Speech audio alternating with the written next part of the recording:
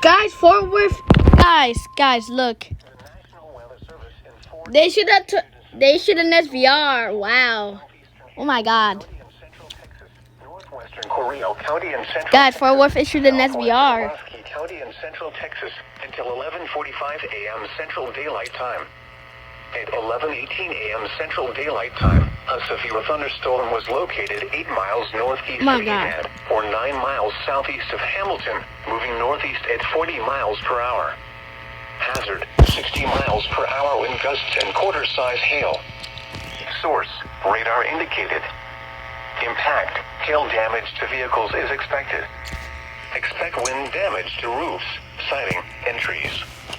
This severe thunderstorm will remain over mainly rural areas of southeastern Hamilton, northwestern Coryell, and southwestern Wasque counties, including the following locations: Whiteway, Aylman, Jonesboro, and Ireland. A tornado watch remains in effect until 6 p.m. Central Daylight Time for Central Texas. For your protection, get inside a sturdy structure and stay away from windows. My God, bro, what the heck? They should have tornado warning, but I didn't even tone it for some reason.